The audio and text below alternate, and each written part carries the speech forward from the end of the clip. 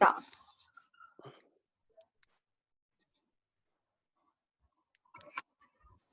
Aquí estoy yo. Y aquí está mi pantalla. Entonces, como les decía, el día de hoy vamos a ver análisis financiero y la clase pasada lo que vimos fue esta parte de acá, me parece. Esta parte de aquí vimos que existía la solvencia, el equilibrio, la deuda y la solidez. ¿Ya? Y la finalidad es dar inicio, además, analizando la capacidad de puntualidad de la empresa. Es decir, a nosotros nos importa que la empresa tenga sus flujos, que tenga su liquidez, pero además que con eso pueda ser capaz de cumplir con las deudas en términos monetarios y que además sea puntual, ¿ya? A nosotros nos importa analizar eso en general, ¿ya? Entonces,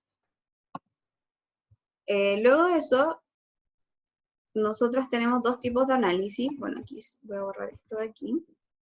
Tenemos el primer análisis, que es el análisis económico, donde nosotros vemos la solvencia en términos de capacidad, puntualidad, capital de trabajo, rotaciones, ciclo de conversión de caja.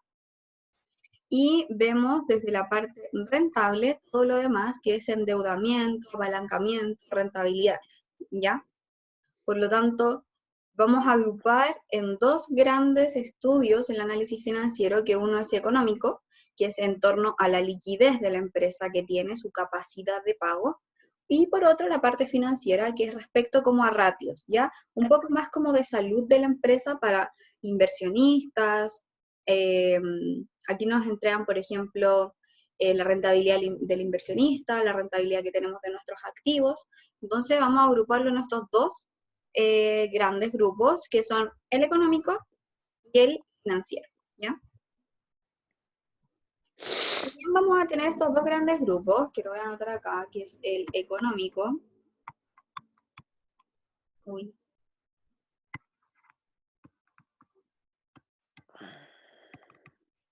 Y el financiero. Si bien tenemos estos dos patitas del análisis financiero, ambos pueden ser utilizados con distintas metodologías de la información, como muy bien dice aquí. La primera puede ser un análisis dinámico y el otro un análisis estático, ¿ya? El análisis dinámico hace referencia a la comparación con años, ¿ya? Es decir, vamos a hacer un análisis de cuál es la tendencia que ha tenido la liquidez, cuál es la tendencia que ha tenido la rentabilidad dentro de nuestra empresa. Normalmente los estados financieros nos presentan solo 2 años, pero puede que nosotros, si sabemos descargar la información, tengamos hasta 5 años, por lo tanto, ahí podemos hacer un análisis dinámico aún mejor. Lo otro es un análisis estático, que es comparación, o es un análisis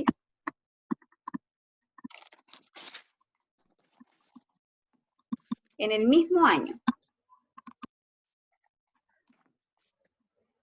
Es decir, vamos a sacar porcentajes de participación dentro de las grandes cuentas. Por ejemplo, vamos a ver cuál es la participación porcentual de la cuenta efectivo y equivalentes de efectivos dentro de los activos circulantes, por ejemplo. Vamos a ver cómo ha ido esto.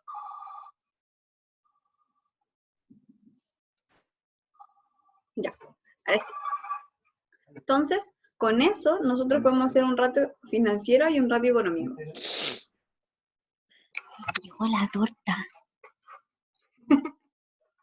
Ya. Bueno, después de eso, el análisis económico y financiero entonces lo podemos hacer en dos análisis, que es el dinámico y el estático. ¿Ya? ¿De qué me sirve cada uno? Bueno, ambos se pueden realizar en el estudio. Sin embargo, un análisis dinámico me puede ayudar mejor para ver las tendencias que tiene la empresa y realmente ver cómo ha evolucionado la empresa durante el periodo que yo quiera ver. Por ejemplo, si yo soy un inversionista, yo quiero saber cómo se comporta a largo plazo. Por lo tanto, me es importante un análisis dinámico, es decir, que yo pueda ver la tendencia de la curva de apalancamiento, por ejemplo, la tendencia de curva de la rentabilidad de los accionistas, porque si yo hago un análisis estático, por ejemplo, como inversionista, solamente voy a tener como la información a corto plazo, voy a tener la información del periodo. O puedo hacer mucho análisis dinámico, pero no voy a tener exactamente la información que busco, que es una línea de tendencia. ¿Ya? Entonces, vamos a partir primero con los ratios financieros, que aquí están como en resumen, son capitales de trabajo, la solvencia, la puntualidad, la permanencia y el ciclo de caja.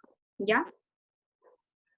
Las fórmulas son fórmulas que pueden ir variando según el autor.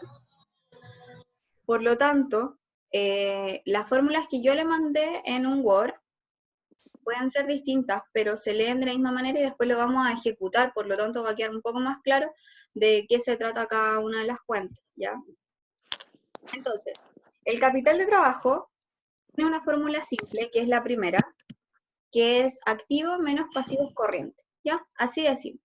O activo circulante o pasivo circulante, ¿ya? Ahora, uno puede hacer un cálculo, por ejemplo, de determinar un porcentaje. Por ejemplo, del capital de trabajo, ¿cuánto es activo circulante? O del capital de trabajo, ¿cuánto es inventario? Esto nos va a entregar un porcentaje, ¿ya? Sin embargo, el fundamental, como del cual se derivan las otras fórmulas, es capital de trabajo igual a activo circulante menos pasivo circulante, ¿ya? Lo que me quiere decir aquí es el dinero que tiene la empresa para su funcionamiento luego de haber cumplido sus obligaciones a corto plazo, que básicamente son el cumplimiento con sus proveedores, ¿ya? Ahora, como razones, como porcentajes, tenemos la razón corriente y la razón ácida. A ver si escribí la otra. No. Y hay otra que es la razón acidísima. ¿Ya? Es más ácida. ¿Qué quiere decir esto? La razón corriente es el porcentaje de liquidez que tiene la empresa, o sea, no el porcentaje, perdón, es veces. Este se lee en veces. ¿Cuántas veces puedo cumplir con mis obligaciones con mis activos circulantes? Solo con mis activos circulantes. Considérese todos los activos circulantes que puede tener una empresa. Y ahí vamos a tener activo circulante dividido en pasivo circulante. La razón ácida dice, ok, de mis activos circulantes, réstale el inventario que tiene una rotación menor dentro de la empresa, por lo tanto me va a quedar activo equivalente a efectivo, o sea, efectivo equivalente a efectivo, me va a quedar las cuentas por cobrar, ¿ya? Y otras. Pero esas son las fundamentales, esas me quedan. Entonces la pregunta es, ya, si yo salgo lo que tiene menos rotación o lo que es menos líquido dentro de la empresa, por ejemplo, ¿cuál es esta razón? ¿Cuántas veces? Michelle levantó la mano. Disculpa, cuando dijiste resumen de solvencia, ¿cuántas veces? Y lo demás no lo alcancé a notar. ¿En la razón corriente? Sí, arriba donde dice razones de solvencia, dices veces. ¿Era cuántas veces qué? Puedo cumplir con mis obligaciones con ese activo circulante. Voy a poner aquí cumplir. Gracias. De nada. Cumplir con las obligaciones, ¿ya? La razón ácida sigue la misma función, es cuántas veces yo puedo cumplir mis obligaciones sin considerar el inventario, porque el inventario, pensemos en una fábrica, por ejemplo, son cajas y cajas y cajas y cajas que van a quedar ahí y que no son tan líquidas, se van a demorar un tiempo en salir. Por lo tanto, si yo tengo que pagarle a mis proveedores y solamente tengo inventario, probablemente no les voy a poder pagar a los proveedores porque me va a costar mucho hacer líquido ese inventario. Pensemos hoy en día, por ejemplo. ¿Ustedes creen que cuál de las dos razones serviría más para la empresa hoy, como en una crisis? ¿Una razón corriente o una razón ácida? ¿Ácida? Ácida. Sí, una ácida, ¿cierto? Porque cuando estamos en crisis, el inventario se estanca, es decir, el mercado está tiene menos movimiento, por lo tanto las compras bajan, por lo tanto un análisis de razón corriente podría probablemente entregarme un análisis erróneo, ¿ya? Entonces ahí es una de las cosas muy importantes que olvidamos mencionar, que era que lo primero que tenemos que ver es el contexto de la empresa en la cual estamos. Nótese como el contexto económico, por ejemplo, el contexto industrial. No da lo mismo, como vimos ahora, no da lo mismo, por ejemplo, hacer un análisis de razón ácida hoy en una crisis social y sanitaria que hace 3 años cuando estaba bien, ya cuando no estaba en estas crisis. No es lo mismo. Por lo tanto, ahí hay un ojo. No hay que decir, por ejemplo, la empresa está mal, si hacemos un análisis dinámico desde hace 3 años atrás, porque tenemos que notar que hay contexto dentro de esa información, ¿ya? La acidísima es el activo circulante menos el inventario, menos otra cuenta que es menos líquida, que son las cuentas por cobrar. Y eso dividido en el pasivo circulante. ¿Por qué? Porque cuando tenemos una empresa, por ejemplo, yo realmente quiero saber cómo puedo pagar mis obligaciones. Probablemente si yo tengo un proveedor, yo no le voy a decir, ya, Michelle me debe dinero, entonces toma, esta es la cuenta de Michelle, hazte pago con Michelle, que Michelle te pague. Eso no pasa, ¿ya? Existen formas, estrategias de hacer líquidas las cuentas por cobrar, que son empresas que realmente ustedes les venden como su cartera de cuentas por cobrar y ellos las cobran y ellos les pasan un dinero, ¿ya? Sin embargo, si no consideramos esa estrategia, las cuentas por cobrar no son líquidas, necesitan de un ente externo para que se puedan hacer efectivas. Entonces, la acidísima es como el activo circulante, menos el inventario, menos las cuentas por cobrar, dividido en el pasivo circulante. Lo que busca aquí decir es realmente lo que tengo disponible hoy, o sea, mi efectivo equivalente efectivo y lo demás, ya si es que existe algo más. ¿Vamos bien hasta el momento? Sí. ¿Sí? Ya. Súper. Vamos con lo siguiente. La razón de solvencia o puntualidad. Tenemos Carla, dos... ¿Sí? el anterior estaba dividido por pasivo circulante. ¿Qué era lo que estaba dividido abajo? Circulante, igual, lo mismo. ¿Pero no es lo mismo que pasivo corriente? Sí, lo que pasa es que antes se llamaba pasivo corriente. Ah, ya. Es como en la antigüedad. Cuando se llamaba balance. No estaba Pero de estas son las mismas fórmulas que tenemos en el Word, ¿no? Sí, o sea, hay algunos que van a variar, pero la intención es como la misma, ¿ya? Puede que cambie el nombre como de la cuenta, pero es lo mismo. Ya, vamos. Las razones de solvencia también son en veces. Y tenemos dos aquí, ¿ya? Una que va a ser la rotación, es la cantidad de veces, y la siguiente es la permanencia, que son números de días. Sin embargo, para tener la permanencia necesitamos de la rotación, ¿ya? Ahí vamos a ver. Tenemos distintos tipos de rotaciones que a nosotros nos importan analizar desde el punto económico, porque desde el punto económico es la capacidad que la empresa tiene para cubrir sus obligaciones o de liquidez que tiene. Por lo tanto, a nosotros nos importa primero los activos, segundo nos importan los clientes para ver cómo nos van pagando, después nos importa la rotación de los inventarios, realmente me importa saber cómo se están comportando los inventarios, si están saliendo rápido o están saliendo lentos. Y por último, la rotación de proveedores, es decir, cómo le estoy pagando yo a mis proveedores. Esta rotación se llama también rotación de cuentas por pagar y la de clientes se llama cuentas por cobrar, ¿ya? Esas 4 rotaciones son las que a mí me importan porque me reflejan la parte económica, ¿ya? Todo esto tiene que ver con lo económico. Entonces, la primera tiene que ver con los activos circulantes en general. Lo que quiere decir aquí es ventas, las ventas que yo tengo, ventas considérese como ingreso también, divididos en los activos circulantes que tenga la empresa, ¿ya? Es decir, cómo mis activos circulantes se ven reflejados en las ventas, ¿ya?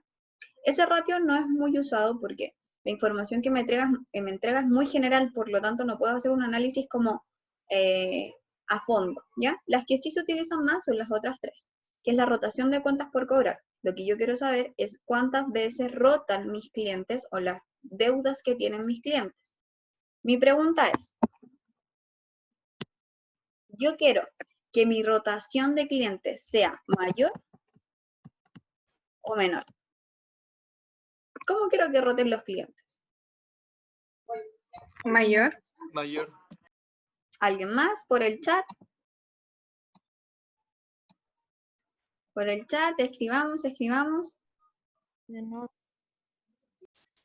Tengo un menor, tengo un mayor.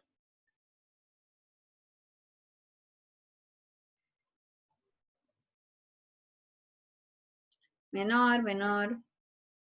Ya. Entiéndase como rotación la cantidad de veces que compran, ¿ya? No como de fidelidad del cliente. ¿Alguien más?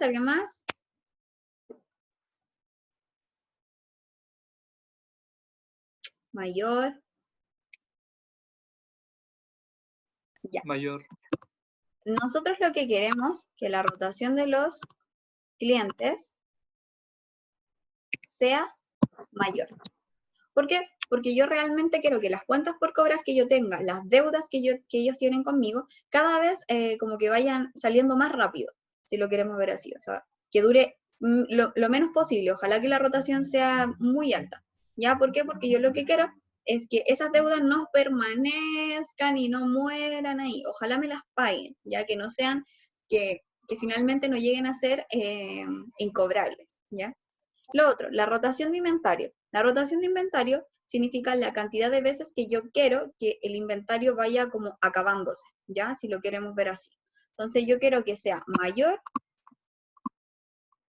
o menor. Mayor. Mayor. Disculpe, no lo escuché muy bien.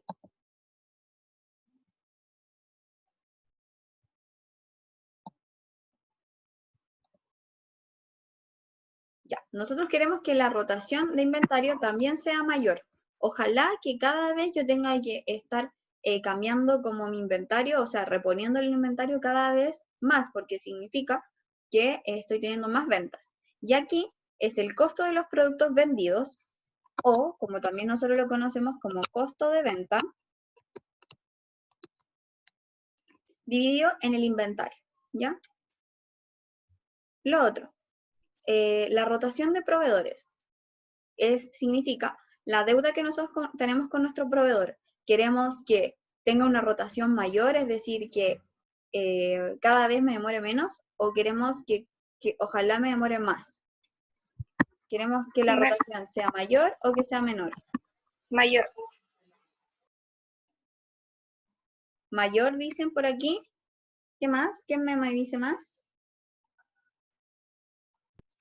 Mayor. Mayor. Es decir, que yo quiero tener más cantidad de veces que pagarle a mi proveedor.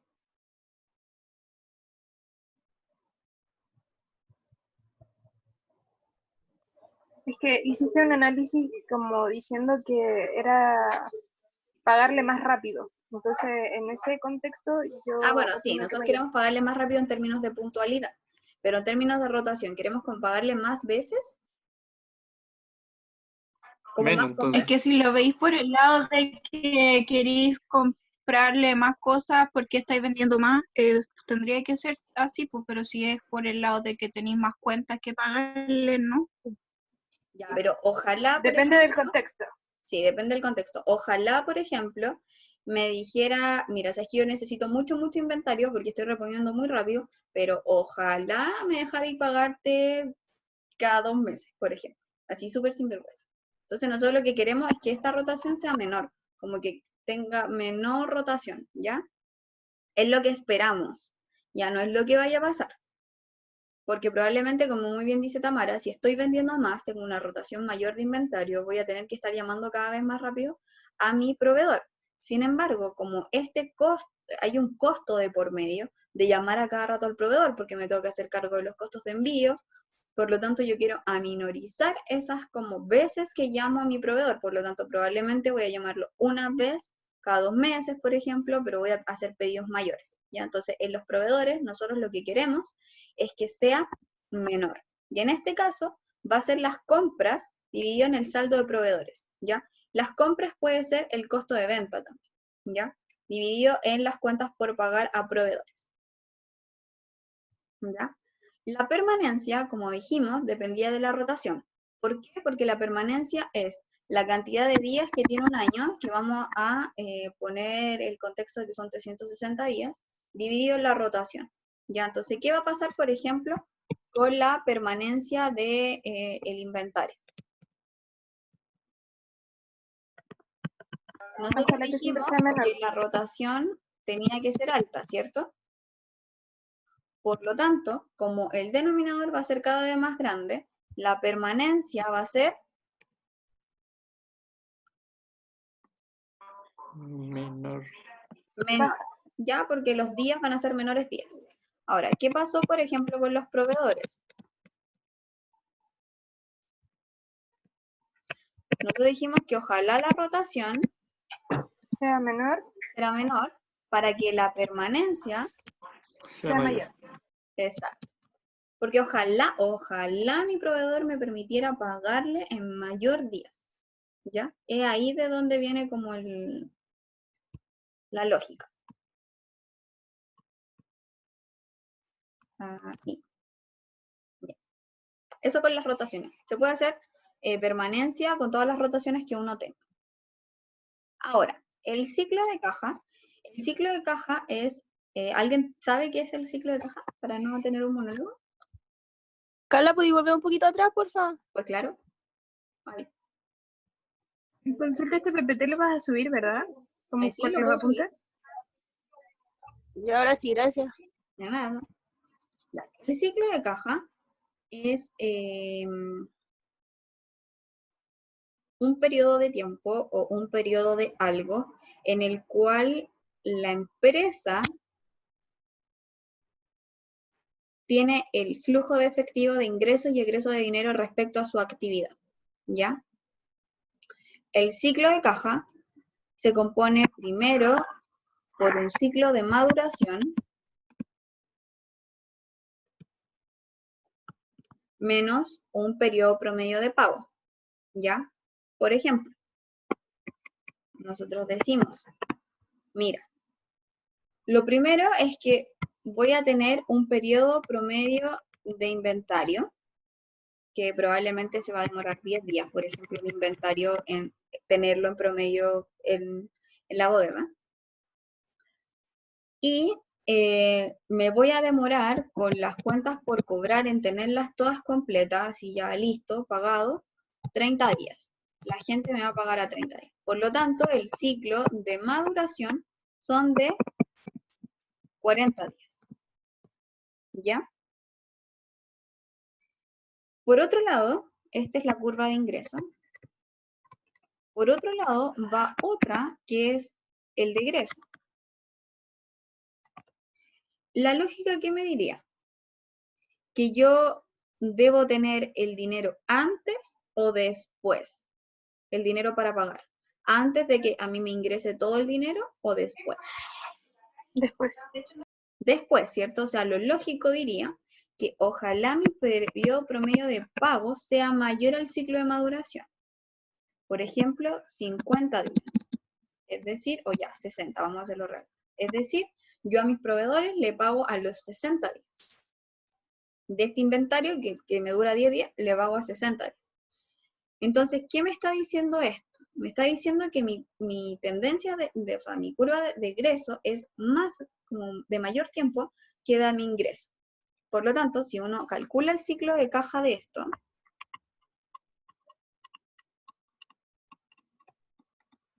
uno diría, mira, van a ser, si lo quiere poner todas las fórmulas, el periodo promedio de inventario, más el periodo promedio de cobro, menos el periodo promedio de pago.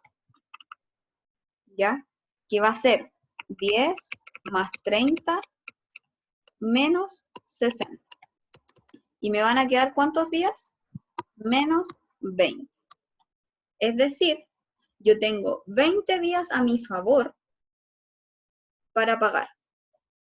El dinero me ingresa a los 40 días y yo tengo que pagar a los 60 días. Por lo tanto, en esos 20 días yo podría hacer algo con el dinero.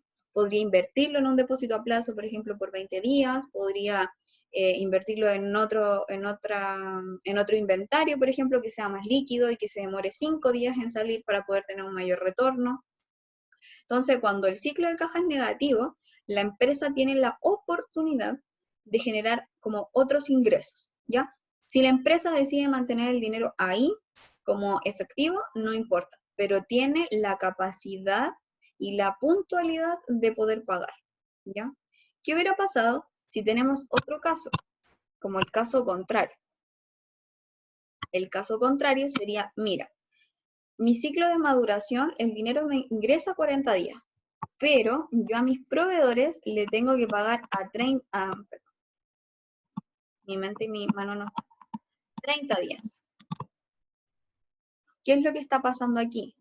El ciclo de caja de esta empresa realmente está siendo 10 más 30 menos 30. Me da 10 positivo. ¿Qué quiere decir esto? Que yo tengo 10 días aquí que no tengo el dinero.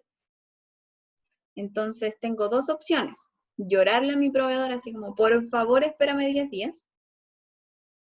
La otra opción es ir a una empresa de factoring, vender mis cuentas por cobrar y acortar estos periodos de tiempo para que me den el efectivo. Si no tengo la oportunidad de hacer el factoring, lo que tendré que hacer es pedir financiamiento. Porque en esos 10 días yo tengo que cubrir. ¿Qué piensan que es lo que está pasando hoy día con las pymes, por ejemplo, con su ciclo de caja? Están quedando debiendo mucho dinero. Exactamente, porque tienen que cubrir arriendos, tienen que pagarle a sus proveedores. Y las ventas, por ejemplo, si nosotros solamente teníamos canal físico, ¿qué está pasando con los ingresos? Los ingresos, si estamos en una comuna con cuarentena obligatoria, total. Los ingresos disminuyeron totalmente. Entonces, ¿qué pasa ahí? El ciclo de caja de la empresa está positivo, lo cual no significa que sea bueno, significa que necesitan días para poder financiarse, ¿ya? Ahora, yo luego les voy a mandar un paper que dice un estudio que habla de un porcentaje de empresas que quiebran por el ciclo de caja, porque no tienen bien cubierta esta parte. Esto es uno de los análisis que pareciera ser más simple, pero nos entrega un poco como la noción de la empresa. O sea, cuando uno le piden alguna ayuda, por ejemplo, oye, ayúdame con mi negocio, es que no sé qué hago la plata, no sé por qué me va mal, la primera pregunta es, ok, vamos a hacer el análisis de ciclo de caja, porque a lo mejor tú puedes cumplir, así como viendo el estado de situación financiera, uno puede decir, pero es que los números dan, o sea, tu liquidez es buena, no estás tan endeudado, pero probablemente el error esté en el ciclo de caja, el desfase de tiempo, ¿ya? Aquí viene como el hacer la bicicleta, ¿ya? Que es como, ya, yo pido 10 días para pagar a mi proveedor, y después voy a tener que pedir de nuevo, y pido, pago, y al final se empieza a hacer de muchos intereses, y la empresa empieza a estar más endeudada, ¿ya? ¿Se entiende? Es como por lo que caen los almacenes, por los fiados. Exactamente. Exactamente. Yo creo que por eso salió como ese cartelito, no se fía hoy, se fía mañana. Porque las cuentas por cobrar terminaban siendo incobrables y eran pérdidas para la empresa. Entonces yo ahora les voy a contar una triste historia antes de cambiar de link. Esta es una historia, no sé si tan robada, pero es una historia real. Ya, no voy a dar nombres, pero es una historia real. Era un almacén que es una masandería, ¿ya? La masandería estaba en un barrio, empezó a crecer, le empezó a ir súper bien, hacía los mejores panes de Pascua, y llegó una empresa grande, un supermercado, y le dijo que le hiciera los panes de Pascua y que ellos los envasaban con su nombre. La masandería le dijo que sí, que él le diría que no, si era un negocio gigante, iba a tener muchos ingresos. Y esta persona les dijo que sí, les dijo ya, yo les voy a hacer sus panes de Pascua. Pasó que los primeros meses el contrato estaba, y la palabra estaba, de que le iban a pagar cada 30 días. Entonces la persona tenía aún su fábrica, no a mucho, como que tenía para hacer una producción que era No a gran escala. lo necesario. ¿Ah? No a gran escala. No a gran escala, claro, pensemos que era una masandería.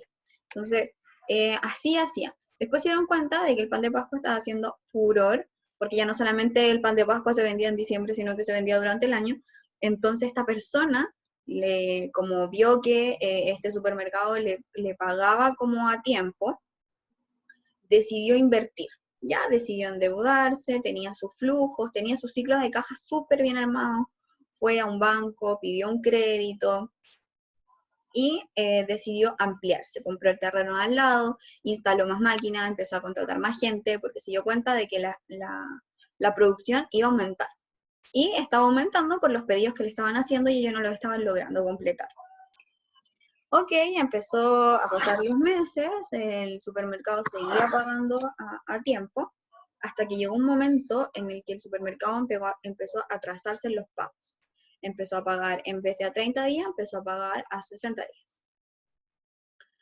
Al principio, esta empresa tenía cómo solventar esos 30 días de desfase que se habían generado. ¿Por qué? Porque habían juntado como caja, tenían caja para poder como amortizarse.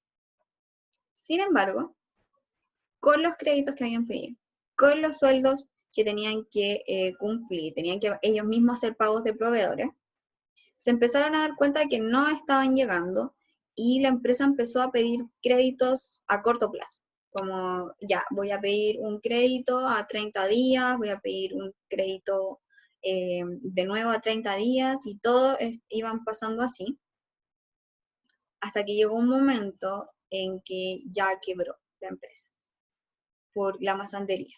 ¿Por qué?